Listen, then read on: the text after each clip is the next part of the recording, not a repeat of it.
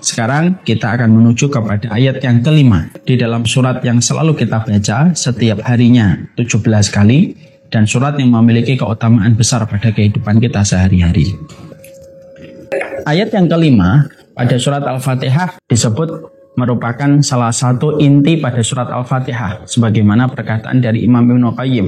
Inti surat Al-Fatihah terdapat pada ayat yang kelima. Ayat yang kelima berbunyi Iyyaka na'budu wa iyyaka nasta'in. Ini merupakan salah satu pokok besar di dalam kehidupan agama kita, yaitu adalah bagaimana Allah menyampaikan dan menjabarkan di dalam ayat ini bagaimana kita beribadah kepadanya dan kita senantiasa meminta pertolongan kepadanya. Ini menjadi penting kalau kita menghadirkan beberapa tadabbur pada ayat ini.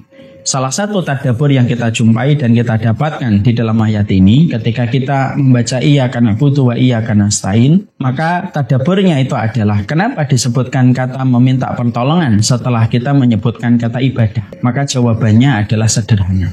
Karena sesungguhnya tidak ada satu manusia yang mampu beribadah kepada Allah kecuali sampai dia mendapatkan pertolongan dari sisi Allah. Ini jawabannya.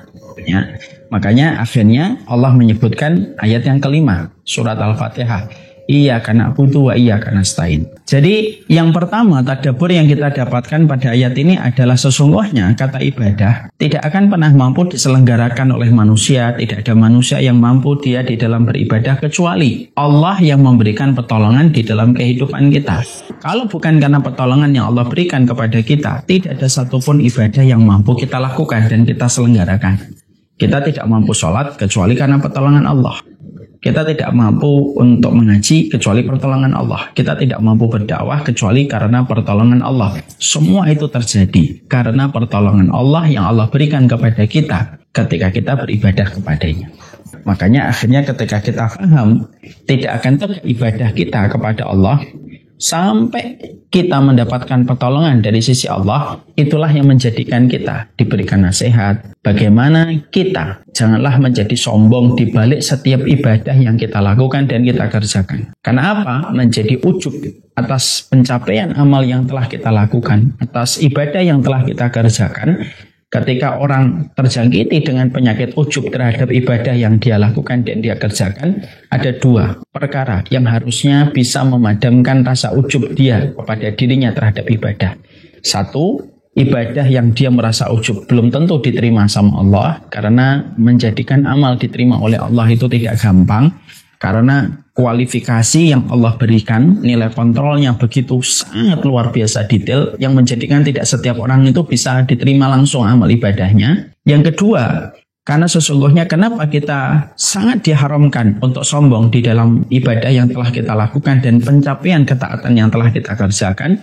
Ya karena ibadah yang kita lakukan itu bukan karena hebatnya kita, tetapi semata-mata hebatnya Allah ketika menolong kita sebagai makhluknya. Ini penting sekali. Ya. Jadi ketika kita membaca Iyyaka na'budu wa iyyaka nasta'in, kita harus ingat ini. Ini ayat untuk menyembuhkan dari penyakit ujub yang ada pada diri kita ketika kita sering melakukan ketaatan dan banyak melakukan ibadah dalam kehidupan kita. Makanya ketika Syekhul Islam Ibnu Taimiyah, salah satu ulama besar, kalau beliau itu merasa ada ujub pada hatinya, ada riya yang menempel pada jiwanya, salah satu di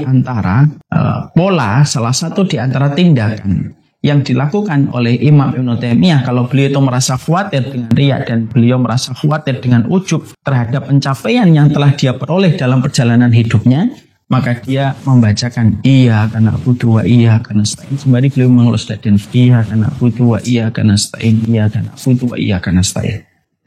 Kenapa ayat itu dibaca oleh Imam Ibnu Taimiyah ketika beliau merasa terjangkiti dengan riya, terjangkiti dengan ujub, untuk mengingatkan kembali bahwasanya ibadah yang telah dia lakukan jangan sampai ada ujub, sampai ada riya, karena dua perkara itu sejatinya merusak dan tidaklah ayat itu memberitahukan ulang kepada kita, bukan kamu yang hebat dalam ibadah, tetapi Allah lah yang hebat ketika menolong kamu. Ya. Makanya kita membaca di dalam salah satu surat Al-Hujurat, walakinnallaha habbaba ilaikumul imana wa zayyanahu fi qulubikum wa karraha ilaikumul kufra wal fusuqa wal isyan ulaika humur rasyidun. Walakinnallaha habbaba ilaikumul iman. Allah yang menjadikan kecintaan kamu kepada iman. Wa zayyanahu fi qulubikum. Dan Allah menjadikan keimanan dihiaskan kepada fi qulubikum, di dalam hati kalian. Wa karraha ilaikumul kufra wal fusuqa wal isyan. Dan dijadikan hati kalian benci kepada kekufuran. Ilaikumul kufra wal fusuq, dan kefasikan, wal isyan, dan kemaksiatan, ulaika humur rasyidun, dan itulah orang-orang yang sejatinya mereka mendapatkan petunjuk. Disitulah kita akhirnya memahami, ya. Jadi ketika ayat ini kita baca, tadabbur yang pertama yang kita harus paham dan kita harus mengerti, sesungguhnya ibadah kamu, sesungguhnya ketaatan kamu semata-mata Allah yang menghiasi, Allah yang menghiaskan keimanan kepada hati kita. Yang dengan itu kita mencintai ketakwaan, kita mencintai ketaatan, dan membencikan pada hati kita perkara kemaksiatan. Dan itu Allah yang hebat, bukan karena kita yang hebat. Itulah indahnya kita di dalam kita beribadah kepada Allah Subhanahu wa taala, bahwasanya ibadah itu terselenggara karena pertolongan Allah yang begitu besar datang dalam kehidupan kita, ya. Makanya salah satu di antara kebaikan besar yang didapatkan manusia, dikatakan oleh para ulama, kebaikan besar itu ketika seorang hamba sudah diberikan pertolongan oleh Allah di dalam ketaatan. Itu berarti luar biasa. Jadi kalau kita nanti melihat ada orang kok begitu hanif, begitu baik banget, ketika dia senantiasa istiqomah melakukan satu ketaatan, maka lihatlah kekaguman kamu kepada ketaatan yang dia lakukan, ketaatan yang dia kerjakan yang membuat kita kagum kepadanya, itu semata-mata lahir karena sempurnanya Allah ketika memberikan pertolongan. Ini merupakan salah satu part penting di dalam kita memahami iyyaka na'budu wa iyyaka nasta'in di dalam kehidupan ketika kita mentadabburi ayat ini. Mintalah tolong senantiasa kepada Allah Subhanahu wa taala supaya Allah terus memberikan kepada kita pertolongan-pertolongan di balik setiap ibadah dan di balik setiap ketaatan yang kita lakukan dan kita kerjakan. Ini yang pertama. Yang kedua, maka sesungguhnya di sinilah kita paham bahwasanya kehidupan seorang mukmin itu ya beribadah, dan bagaimana menjadikan setiap aktivitas yang kita lakukan itu menjadi efektivitas yang dinilai oleh Allah menjadi satu ibadah. Karena kita pada ayat ini mengatakan iyyaka na'budu. Iyyaka na'budu itu iyyaka. Sesungguhnya kepadamu ya Allah kami menyembah, beribadah. Berarti salah satu di antara tujuan terbesar penciptaan manusia itu ya beribadah kepada Allah. Karena disebutkan kepada Allah. Yaitu artinya kepada Allah kita ini beribadah. Wa ma khalaqtul jinna wal insa illa liya'budun. Tidaklah diciptakan jin dan manusia di dalam surat Ad-Dariyat 21 kecuali adalah bagaimana kita beribadah kepada Allah. Artinya aktivitas itu akan menjadi efektif di hadapan Allah ketika setiap aktivitas itu kita kembalikan untuk Allah dalam bentuk ibadah kita kepadanya. Bukan berarti ketika kita menerjemahkan dan mengartikan iyyaka na'budu berarti kita harus berada di masjid terus. Bukan berarti kita harus berada di mushola terus. Bukan berarti kita harus di pesantren terus. Lalu kita duduk di atas sajadah dan berzikir pagi sampai malam. Bukan itu. Tapi artinya bahwasanya ketika kita mengucapkan iyyaka na'budu, bahwasanya seluruh kehidupan kita itu harus kita niatkan menjadi ibadah kita kepada Allah. Dan ibadah itu tidak selalu mafdhoh. Ada ibadah mafdhoh, ada ibadah ghairu mafdhoh. Ada ibadah-ibadah yang kita tahu. Ada gerakannya, ada polanya, ada tata caranya, ada syarat sahnya. Ini ibadah mafdhoh. Ada ibadah umum, yaitu ibadah ghairu mafdhoh. Yang mana bisa jadi apapun yang sudah kita niatkan kepada Allah, maka itu menjadi ibadah. Ketika Allah meridhai apa yang kita lakukan sesuai dengan apa yang Allah cintai. Jadi ketika kita memahami ini, maka kewajiban kita itu apa? Kita tidak hanya sekedar beraktivitas, tapi mampu mengubah yang aktivitas menjadi efektivitas untuk kita di hadapan Allah, untuk menjadikan semua yang kita kerjakan itu menjadi bagian dari ibadah. Makanya apapun kalau sudah diniatkan semata-mata karena Allah, maka semua itu menjadi ibadah. Bahkan perkara seorang suami ketika mendatangi istrinya, wa fi butni ahadikum shadaqah. Bahkan ketika seorang laki-laki mendatangi istrinya dan mencampuri istrinya pun merupakan bentuk ibadah yang dinilai sebagai bentuk sedekah. Karena apa? Semua perkara kalau sudah diniatkan karena Allah maka itu menjadi sebuah ibadah. Makanya kita jumpai dan kita dapati di dalam salah satu definisi ibadah itu. Ya. Makanya poin yang kedua ini harus kita kembalikan kepada pengertian kita memahami kata ibadah. Ibadah itu artinya apa sih Ustaz? Ibadah itu artinya adalah ismun jami'un lima yuhibbuhullah wa yardah minal aqwal wal af'ali adh-dhahirah wal batinah. Yang dinamakan dengan ibadah itu adalah ismun jami'un. Nama yang mencakup dari seluruh perkara yang dicintai oleh Allah dan diridhai oleh Allah. Jadi yang namanya ibadah itu seluruh perkara dari setiap nama yang dicintai oleh Allah dan diridhai oleh Allah. Dari perkataan dan perbuatan, dari yang zahir ataupun yang batin. Jadi kalau kita kembalikan arti ibadah, ibadah itu luas. Ibadah tidak hanya terbatas pada teritorial pondok. Ibadah tidak hanya terbatas pada teritorial pesantren ataupun mushola. Tapi seluruh perkara yang kita lakukan, di mana itu dicintai oleh Allah dan diridhai oleh Allah, baik perkara yang zahir ataupun yang batin, maka itu sudah merupakan bagian dari ibadah. Dan itulah sejatinya yang Allah gariskan di dalam kurikulum hidup. Kurikulum hidup adalah beribadah kepada Allah. Untuk kita kembalikan apa yang kita lakukan berpulang menuju kepada Allah semata. Jadi begitu cara kita memandang iyyaka na'budu wa iyyaka nasta'in. Maka kalau sudah semacam itu, kalaupun dia berbisnis, bisnisnya menjadi ibadah karena dikembalikan kepada Allah dan dijalankan sesuai dengan perintahnya Allah dan diperoleh profitnya untuk dikembalikan sebagiannya menuju kepada Allah. Kalaupun dia berkeluarga pun atas dasar karena ibadah dia kepada Allah. Kalaupun dia mendapatkan keturunan, anak itu pun dikembalikan kepada Allah, maka semua itu menjadi sebuah ibadah. Dan itu sejatinya nikmatnya kita menjadi hambanya Allah.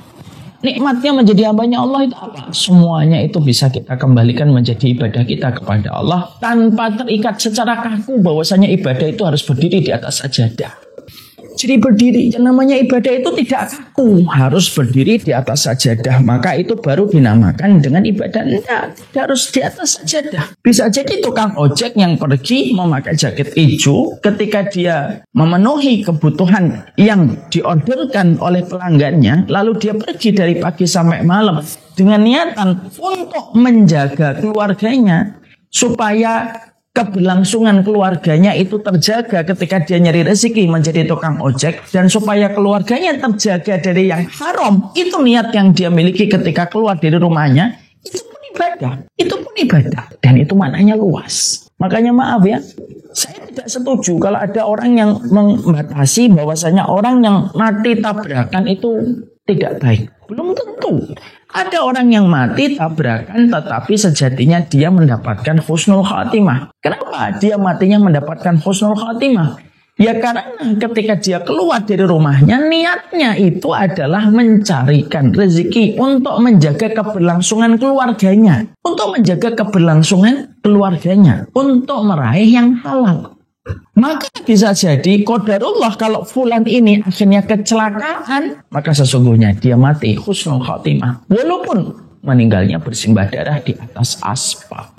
Nah ini yang menjadikan kita memahami, inilah pentingnya untuk hidup seorang mukmin itu bukan hanya sekedar aktivitas, tapi hidup seorang mukmin itu bagaimana menjadi efektivitas. Dan tidak ada perkara yang paling efektif kecuali mengembalikan semua itu karena Allah menjadi bentuk ibadah kita dan transaksi kita kepadanya.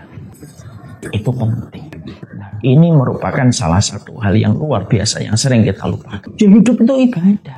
Makanya maaf ya, saya pernah ketemu dengan seseorang anak muda yang baru menikah. Lalu dia berkata, Ustadz, kan Ustadz sering ngomong hidup itu ibadah. Betul. Lalu dia ngomong, maaf Ustadz, lah kalau kita hidup itu ibadah, lah terus kapan kita kerja nyari dunia? Padahal kita hidup di dunia bagaimanapun kita butuh uang, Ustaz. Gitu. Jadi beliau itu agak meragukan kalimat hidup itu ibadah. Lalu saya sampaikan, apa sih yang antum persepsikan dan antum simpulkan bahwasanya hidup itu ibadah? Ya berarti kalau hidup itu ibadah ya dari pagi kita ke masjid, nggak keluar kecuali siang, pulang sebentar, makan, nanti zuhur balik lagi ke masjid. Nanti akhirnya kita sampai menjelang sore, sebelumnya makan siang, terus saja kayak gitu. Salah. Hidup itu ibadah. Sebagaimana yang kita baca pada ayat iyyaka na'budu wa iyyaka nasta'in. Itu karena sesungguhnya itu ibadah adalah artinya semua perkara. Kalau sudah kita niatkan kepada Allah, maka itu ibadah. Walaupun kita tidak sedang berada di masjid dan walaupun kita tidak sedang berada di atas sajadah. Kalau kita lakukan sesuatu karena Allah, maka itu sudah menjadi ibadah. Ya. Misalnya nih, contoh nyata nih.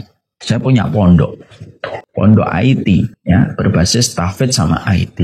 Dosen-dosennya mereka mengajarkan ilmu IT kepada para santri supaya mereka siap ditempatkan di tim dakwah dimanapun dan kapanpun. Ketika murid-murid saya yang mewakafkan ilmunya dalam bentuk mengajar, yaitu wakaf profesi, apakah itu tidak ibadah? Ibadah. Kalau diniatkan kan Allah itu ibadah. Jadi tidak boleh kita mengalami penyempitan makna sebagaimana kalangan sekulerisme ingin menjebak kita supaya kita terkena sindrom pemikiran bahwasanya ibadah itu hanyalah teritorial tertentu di tempat-tempat yang sempit. Ya, ibadah itu di masjid. Nanti makanya kalau sudah bicara tentang negara jangan ngomong agama. Ketika di pesantren ngomong agama, ngomong ibadah. Kalau di kantor ataupun di tempat hobi-hobi yang kita miliki jangan ngomong tentang masalah agama. Itu ibadah ala sistem sekulerisme yang membangun bagaimana pemisahan antara kehidupan dengan kehidupan agama. Padahal tidak bisa kayak gitu. Ibadah itu artinya luas kok. Ya, jadi arti ibadah itu ismun jami'un lima yuhibbuhullahu wa yardhahu minal aqwal wal af'ali adh-dhahirah wa batinah. Seluruh nama yang mencakup dari seluruh perkara yang Allah cintai dan Allah ridhai, baik perkataan dan perbuatan, maka itulah bentuk ibadah kamu kepada Allah semata. Itu bentuk ibadahmu kepada Allah. Jadi Masya Allah itu. Ini yang menjadikan akhirnya kita berpikir ulang. Jangan pernah sampai kita memiliki pemikiran sekulerisme. Menempatkan bahwasanya ibadah itu ya hanyalah kaku di atas sajadah ketika kita duduk berzikir dan membaca Al-Quran. Lalu selain itu tidak menjadi ibadah kita kepada Allah. Salah. Semua perkara yang diniatkan dengan Allah itu menjadi ibadah. Ya. Nah, inilah bagaimana sekali lagi poin yang kedua kita tutup dengan sebuah kata. Dari sebuah aktivitas menjadi efektivitas ketika kita paham. Ya iya kan butuh iya kan. Beginilah kita hidup untuk beribadah kepadanya dan kita meminta pertolongan kepadanya. Ini yang kedua. Ya. Tadabbur yang kita dapatkan di kata iya karena butuh wa iya karena nasta'in, hidup itu adalah beribadah kepada Allah SWT. Yang ketiga, maka sesungguhnya di sini kita diajari untuk betul-betul memurnikan seluruh ibadah yang kita lakukan dan seluruh aktivitas yang kita kerjakan itu hanya kepada Allah dan tidak terjebak kepada proses riya dan proses niatan duniawi di balik setiap ketaatan yang kita lakukan. Di balik setiap ketaatan yang kita lakukan dan kita kerjakan. Allah mendahulukan sebuah dhamir munfasil di sini dengan kata iyyaka. Iyyaka itu artinya hanya kepadamu ya Allah kami menyembah. Kenapa ada kata iyyaka na'budu? Iyyaka itu artinya kepadamu ya Allah kami menyembah. Kenapa ditempatkan di awal? Untuk membatasi kita bahwasanya hanya kepada Allah yang kita harapkan. Makanya pada salah satu ayat wa ila rabbika farghab. Kepada Allah kita ini betul-betul berharap. Ini memberikan kepada kita bahwasanya pada kehidupan kita yang selalu harus kita jaga adalah kemana hati kita mengarah. Kemana hati kita mengarah. Ketika kita di dalam kehidupan kita beribadah. Ada orang yang dia hidupnya beribadah tapi ternyata niat yang dia miliki bukan untuk Allah. Niatan untuk mendapatkan pujian, niatan untuk mendapatkan riya, yang menjadikan mereka ketika pada saat itu, yang menjadikan mereka di dunia itu, ternyata bukan iya karena abudu. Beribadahnya bukan karena Allah, tetapi beribadahnya karena riya ataupun mendapatkan keuntungan pada profit duniawi. Nah ini sudah salah ini kalau sudah. Makanya Allah membatasi pada ayat ini. Kenapa disebutkan bukan na'buduka wa nasta'inu bika? Kan begitu secara gramatik, secara kaidah nahwu. Tapi kenapa yang disebutkan iyyaka na'budu? Hanya kepadamu. Ya disebutkan kata dulu. Hanya kepadamu ya Allah kami menyembah. Ada kata iyakanya dulu baru na'budunya. Bukan na'buduka kepadamu atau kami menyembah kepadamu ya Allah. Bukan na'buduka. Yang kita sebutkan adalah iyyaka na'budu. Kepadamu ya Allah kami menyembah. Kenapa didahulukan kata kepadamu ke Allah duluan? Baru disebutkan kata ibadah itu kepada Allah. Karena sesungguhnya kata iyyaka na'budu, kepadamu ya Allah kami menyembah, untuk memberikan pengertian secara prioritas. Seluruh yang kamu lakukan itu harus yang menjadi tujuan terbesarnya itu Allah. Bukan untuk mendapatkan pujian, bukan untuk mendapatkan niatan dunia. Di balik semua apapun yang kita lakukan. Ini menunjukkan kepada kita, didahulukan dengan kata iyyaka na'budu wa iyyaka nasta'in, supaya memberi peringatan keras kepada setiap manusia yang mereka menjalankan kehidupan mereka. Jangan niatkan apapun ibadah yang kamu lakukan itu yang seharusnya ditujukan hanya kepada Allah, kamu niatkan untuk mendapatkan duniawi ataupun mendapatkan riya dari puja-puji mulutnya manusia. Makanya disebutkan iyyaka na'budu. Orang yang pertama kali masuk ke dalam nerakanya Allah dan dijebloskan ke dalam nerakanya Allah bukanlah mereka. Bukan mereka yang berzina, bukan mereka saja yang minum khamr. Tapi sesungguhnya yang dijebloskan ke dalam penjara dan tirani neraka itu pertama kali adalah orang yang mereka tergelincir masalah niat dan prioritas yang ada pada hatinya. Ketika niatnya pujian, niatnya pengen dipuji pemberani, niatnya pengen dipuji sebagai orang yang dermawan, niatnya pengen dipuji sebagai orang yang alim, itu yang menjadikan akhirnya mereka tergelincir masuk ke neraka. Allah ngajarin kita pada setiap salat kita, diajarin oleh Allah. Ketika kamu membaca ayat yang kelima pada surat Al-Fatihah, iya kan? Berarti langsung kamu itu hanya kepada Allah. Jangan sampai ada yang memalingkan kamu dari jalannya Allah. Na'budu, hanya kepada Allah kami menyembah, di mana kita betul-betul hanya menuju kepada Allah di balik seluruh ketaatan dan di balik setiap ibadah yang kita lakukan dan kita kerjakan. Ini mewanti-wanti ayat ini supaya jangan sampai iya dunia atau iya nas, atau hanya kepada dunia atau hanya kepada materi atau kepada manusia kita beribadah. Karena ibadah itu banyak sekali yang menggelincirkannya dari apa yang bisa diterima oleh Allah. Dan itu yang Allah ajarkan kepada kita setiap kita membaca surat Al-Fatihah. Allah ngajarkan kalau kita betul-betul memahaminya dengan tadabbur yang betul-betul tadaburnya itu sempurna, maka kita akan selalu disadarkan oleh Allah. Bahkan di dalam sholat kita disadarkan, iya kak, hanya kepadamu ya Allah. Bukan karena duit, bukan karena proyek, bukan karena kekayaan yang aku pengen peroleh, tetapi hanya kepadamu semata. Kami beribadah dan sesungguhnya hanya kepadamu ya Allah kami meminta pertolongan. Ya. Maka disitulah kita akhirnya memahami betul. Ini poin yang ketiga, mendisiplinkan bahwasanya kepada setiap manusia, pada setiap apa yang mereka lakukan dan setiap apapun yang mereka kerjakan, fokusnya itu hanya kepada Allah.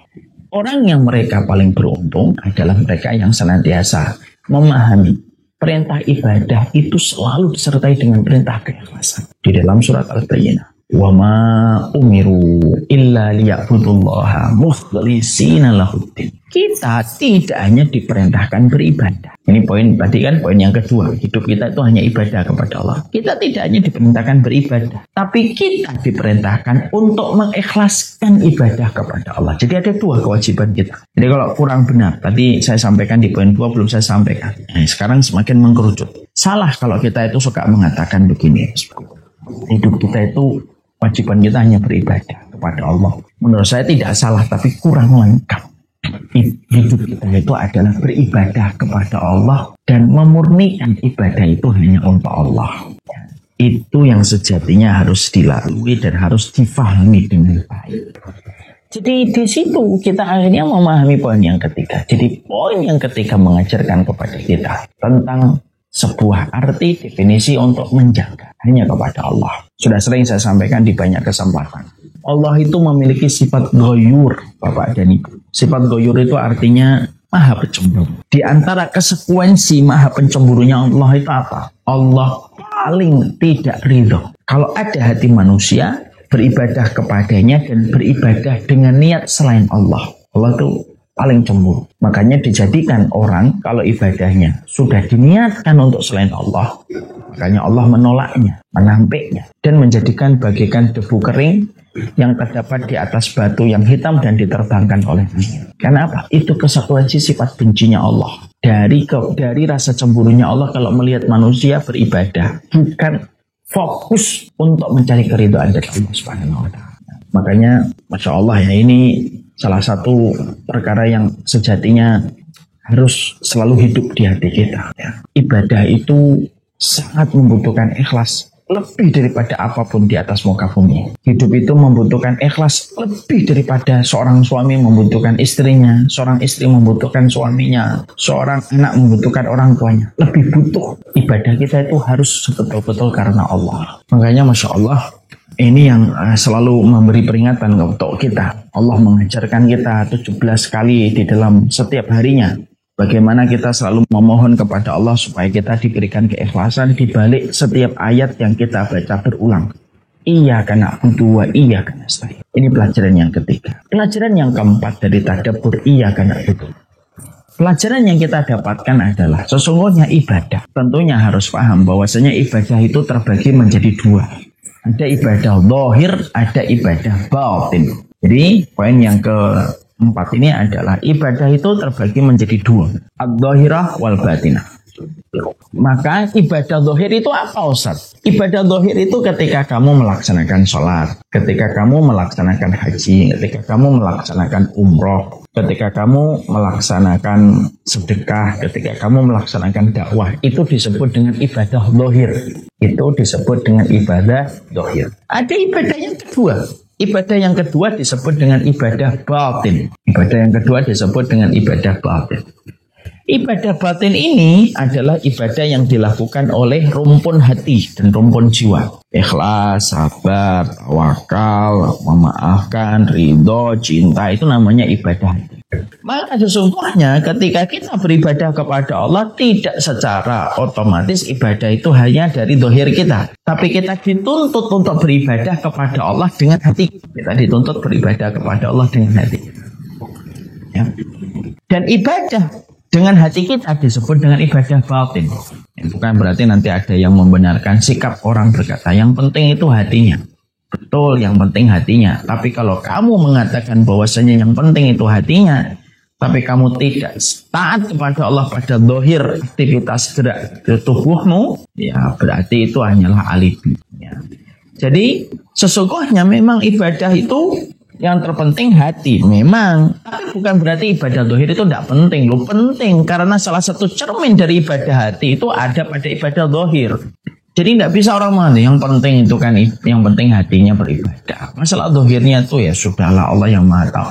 Betul, ibadah zahir itu sangat membutuhkan amalan ibadah hati yang bernama keikhlasan. Memang betul. Memang betul bahwasanya ibadah itu yang paling penting ibadah batin. Tapi ibadah zahir itu cermin dari ibadah. Jadi di situ akhirnya kita paham kembali kepada makna yang benar. Berarti ketika kita beribadah, maka ibadah itu terbagi menjadi dua. Ada ibadah zahir, ada ibadah batin. Maka ketika kita bertanya, Ustadz, mana yang lebih utama? Apakah ibadah zahir di sisi Allah ataukah ibadah batin di sisi Allah? Mana yang paling besar keutamaannya di sisi Allah? Maka jawabannya adalah diberikan oleh para ulama. Para ulama mengatakan ibadah hati atau ibadah batin itu jauh lebih besar harganya dinilai oleh Allah Subhanahu wa Ta'ala daripada ibadah hanya sekedar ibadah zahir. Jadi kalau sama-sama ibadah, ini ada amalan ibadah zahir, ini ada amalan ibadah batin. Kok sama-sama diterima? Ibadah zahir ketika ditimbang maka terasa biasa. Tapi ibadah batin, yaitu ibadah hati, ketika ditimbang maka sesungguhnya begitu berat dan begitu luar biasa beban yang ditanggung oleh mizan ketika menimbang amalan ibadah batin.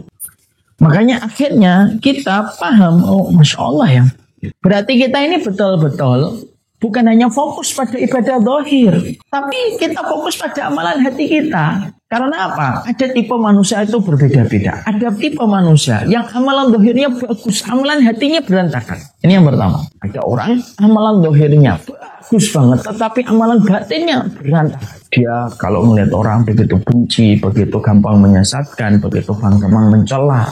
Kalau dilihat pada amalan hatinya itu berantakan. Ibarat kata amalan zahirnya kayak potongan besi. Amalan dohirnya itu apa? Amalan dohirnya itu sebagaimana emas. Jadi amalan dohirnya itu kayak emas. Tapi amalan hatinya sebagaimana potongan besi yang tidak ada harganya. Ada orang semacam itu.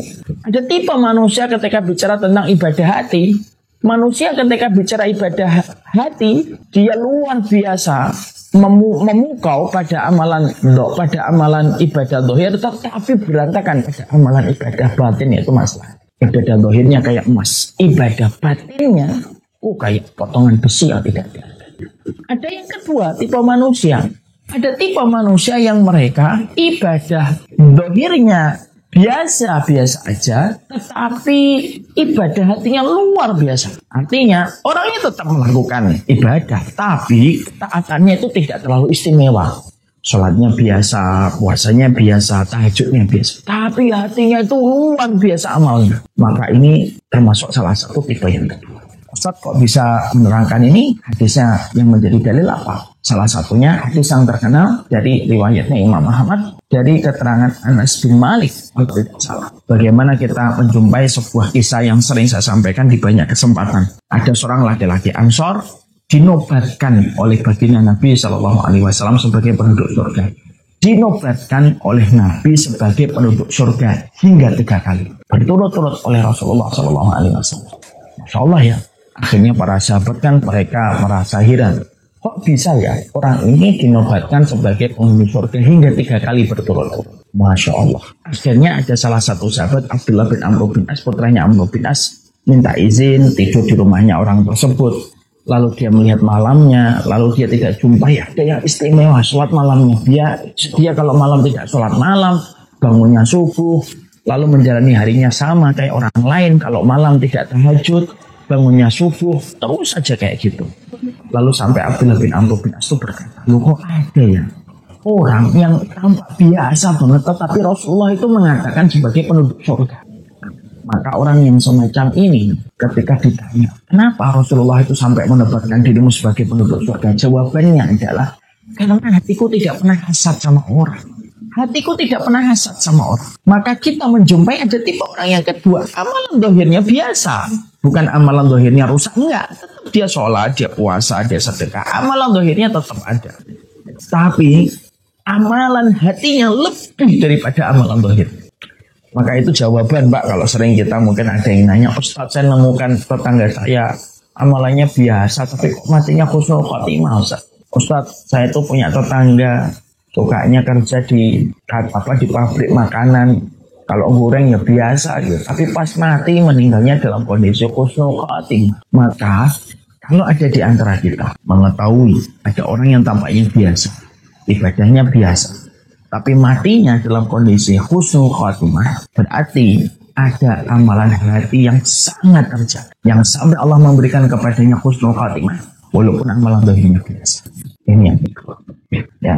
Makanya Masya Allah ya, ini ada tipe orang yang kedua dalam amalan hati dan amalan dohir dan amalan batin. Ada yang ketiga. Yang ketiga itu ada orang yang amalan dohirnya memukau, amalan batinnya juga memukau. Jadi kalau dia melakukan amalan dohirnya itu memukau. Ya. Tapi sama, amalan batinnya juga memukau. Maka ini ketiga.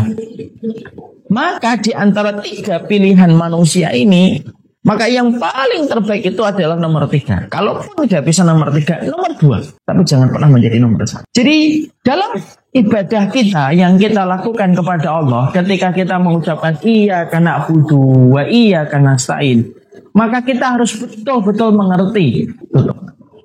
Maka kita harus betul-betul paham dan betul-betul kita harus mengerti ibadah itu ada 2. Ada ibadah zahir, ada ibadah batin. Janganlah kita fokus pada ibadah zahir tetapi tidak pernah fokus kepada ibadah batin. Padahal ibadah batin itu sangat menentukan banyak perkara pada kehidupan ibadah zahir kita kepada Allah. Jihad tanpa amalan hati yang bernama ikhlas, jihadnya hanya menyebabkan seseorang masuk neraka. Sebagaimana kisah yang dituangkan dan diceritakan kembali oleh Rasulullah. Rasulullah itu menceritakan orang yang pertama kali masuk neraka itu adalah si mujahid yang salah niat. Yang kedua yang menyusul Rasulullah, yang menyusulkan neraka itu siapa? Orang yang alim, yang belajar dan membacakan Quran. Tetapi ketika dia membaca Al-Quran dan ketika dia berdakwah dan ketika dia belajar, ketika dia belajar, niatnya karena riya kepada manusia. Dan yang ketiga, orang yang dia senantiasa berderma, tapi setiap dia berderma semata-mata dia niatkan untuk mendapatkan pujian di antara manusia. Ketika ibadah zahir sebesar jihad, sebesar dakwah, sebesar membaca Quran dan tilawah, dan sebesar dengan bersedekah, tapi ketika tidak mampu menghadirkan hati dan batin yang baik untuk ikhlas karena Allah, maka kerusakan batin dan hati padanya merusak amalan segede apapun yang dilakukan. Itu yang menjadikan akhirnya kita paham. Jadi poin keempat yang harus kita mengerti, dan poin yang keempat ketika kita membaca iya karena butuh, itu artinya membatasi bahwasanya ibadah itu semata-mata karena Allah. Dan ketika kita membaca iya karena butuh wa iya karena nasta'in, kita juga paham ibadah itu bagi menjadi zahir. Apa amalan yang kamu akan jaga pada ibadah batinmu, maka itu menentukan dan bisa menutupi kekurangan kita pada ibadah benar. Maaf ya, bisa jadi ada orang sholat yang biasa, bisa jadi ada puasa yang orang dia biasa, tapi hatinya bersih. Allah tutupi kekurangan dia pada ibadah zahir. Lalu Allah sempurnakan kedudukan dia di hadapan Allah dengan ibadah hatinya ketika bersih dan mampu mendatangkan keselamatan bagi urusan kondisi. Inilah ibadah hati. Dimana ketika kita pada kondisi-kondisi sekarang memperhatikan ibadah batin itu tidak semua orang sadar. Pentingnya menghadirkan ibadah hati pada kehidupan. Pentingnya menghadirkan ibadah hati pada kehidupan pada kehidupan. Makanya Masya Allah ya, kalau ditanya ibadah batin itu selalu menempati top trending untuk dinilai dan paling cepat memasukkan manusia ke neraka itu ibadah batin. Makanya kita jumpai berbagai macam ibadah-ibadah yang dilakukan secara zahir, kalau tidak diiringi hati yang bersih, maka pasti merusak ibadah. Makanya kita jumpai ya, ada salah satu riwayat yang diterangkan oleh Rasulullah.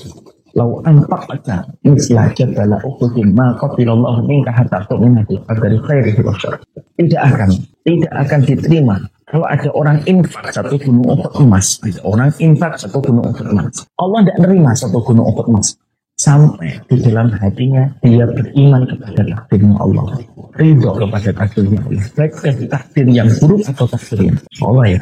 Ternyata kita menjumpai ada orang infak dengan satu gunung Uhud emas. Itu amalan kecil atau amalan besar secara zahir? Amalan gede, amalan zahir. Berinfak satu gunung Uhud emas. Tapi kata Rasulullah, tidak akan diterima infak manusia sebesar gunung Uhud emas kalau hatinya tidak beriman kepada takdirnya Allah. Itu amalan batin. Ketika dia tidak mau beriman kepada takdir Allah, maka seluruh infak yang dia berikan, walaupun ketika ditimbang, dikumpulkan dan dikonversikan ternyata seberat gunung Uhud emas, Allah tidak terima. Sampai betul-betul dia memberikan yang terbaik di dalam mengimani takdirnya.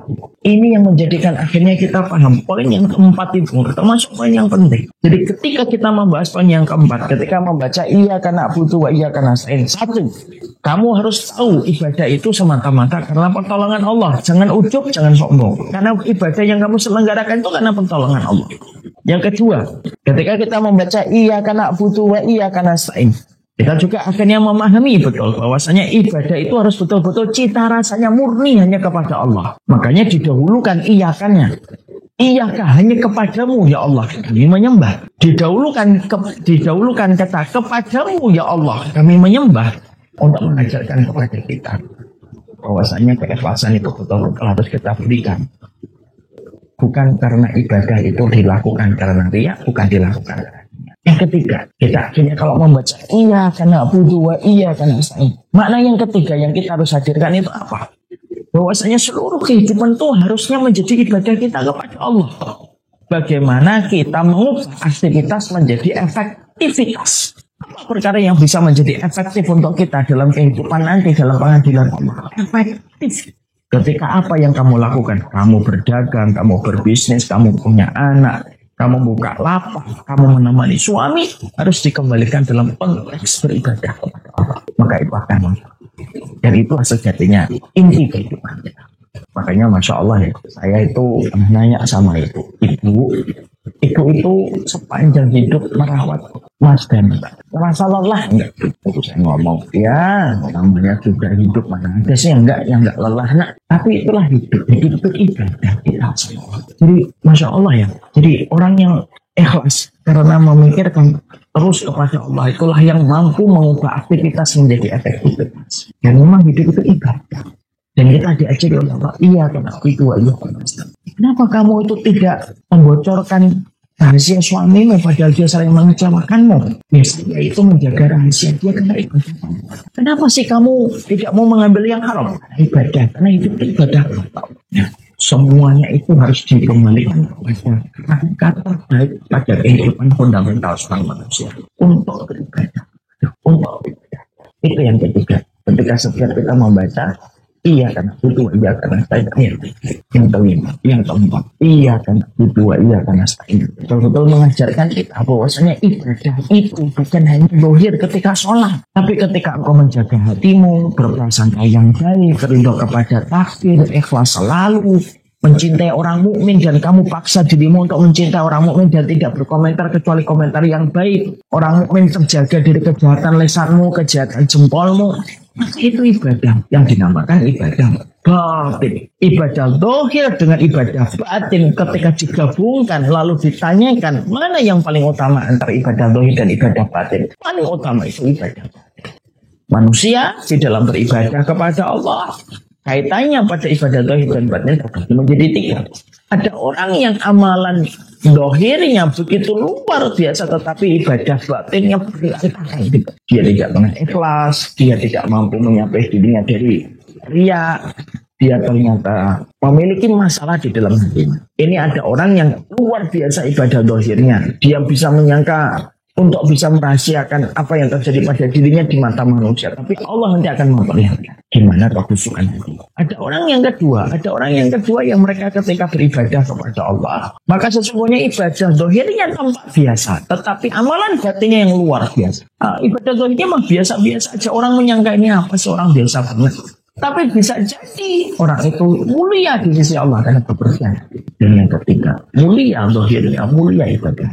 Maka 4 perkara ini yang sejatinya dijaga. Jadi ketika kita akhirnya membaca iya karena butuh, iya karena stain, tadaburnya ada 4 perkara ini. Nanti insya Allah kita akan bahas gimana kita bisa memperoleh pertolongan Allah. Nah ini menjadi sebuah sebab yang akan kita bahas.